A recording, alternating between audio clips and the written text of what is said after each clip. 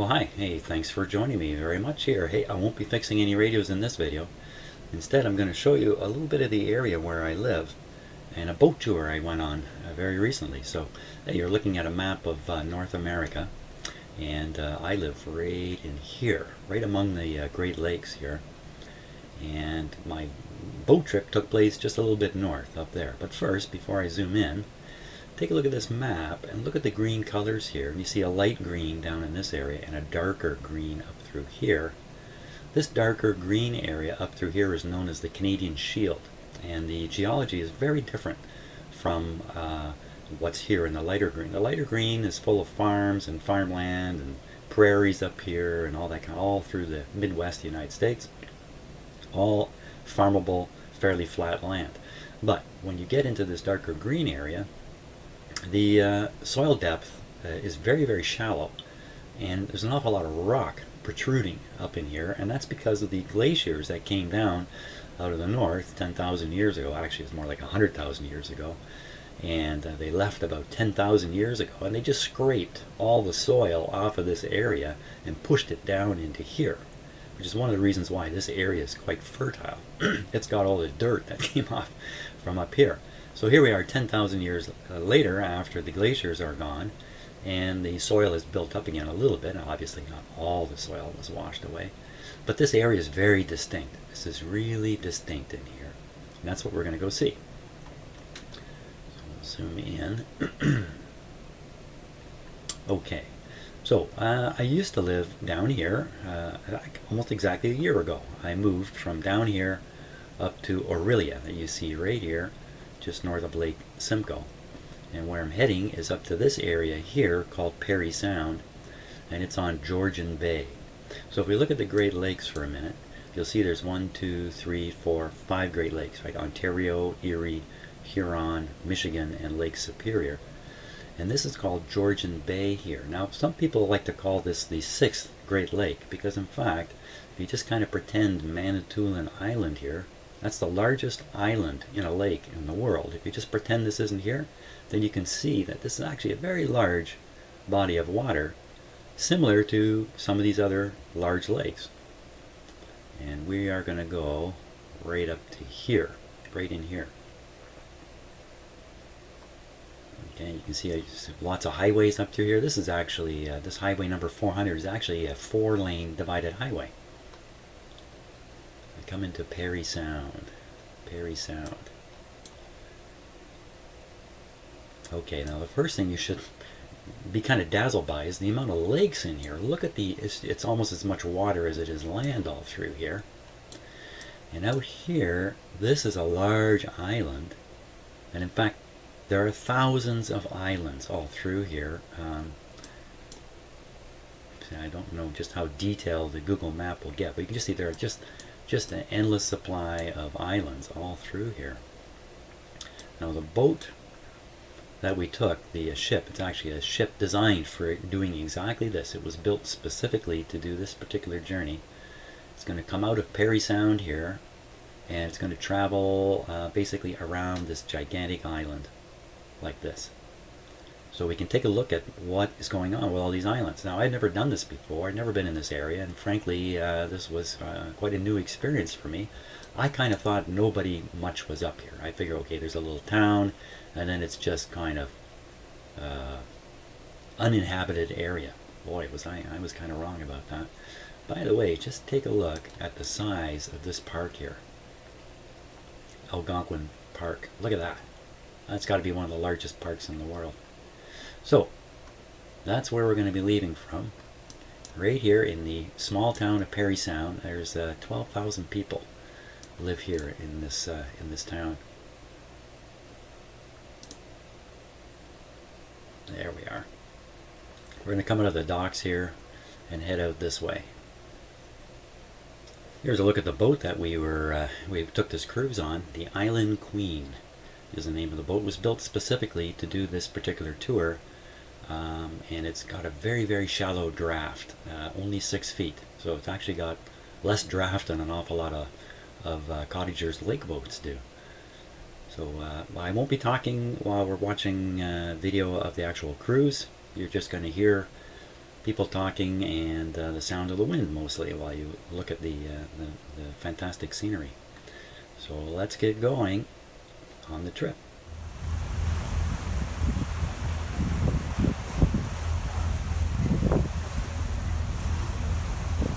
The 30,000 islands of Georgian Bay represent the largest concentration of islands in the world. To the right of the ship is a sample of what the outer islands of the eastern shore look like. Most of the islands you see are within 5 kilometers of the ship. On a very clear day, however, it is not uncommon to see groupings of islands that are 25 kilometers or more away. All the islands off Georgian Bay have been surveyed, numbered, and registered with the Ontario government. To be counted as an island, the landmass under consideration must be at least 1 acre in size.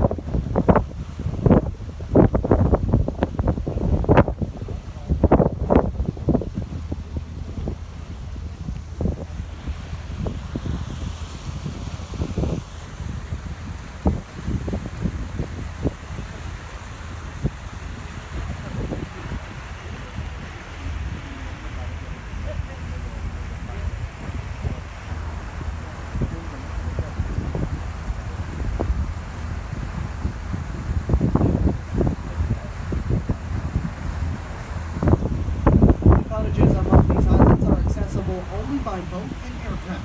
As a result, most cottages own boats and keep them at the marinas near Parry Sound. When they come up to the cottage, they unload their food and supplies into the boat, fill up on gas at the marina, and begin the long and enjoyable boat ride to their weekend destinations. Although some of the cottages on the islands are serviced with electricity or underwater cables, many of the island cottages still use lanterns for lighting and propane to run their water flames and stoves. While some of these islands are crown land, many of them are privately owned and private for sale from time to time. The prices of these islands can range into the millions of dollars.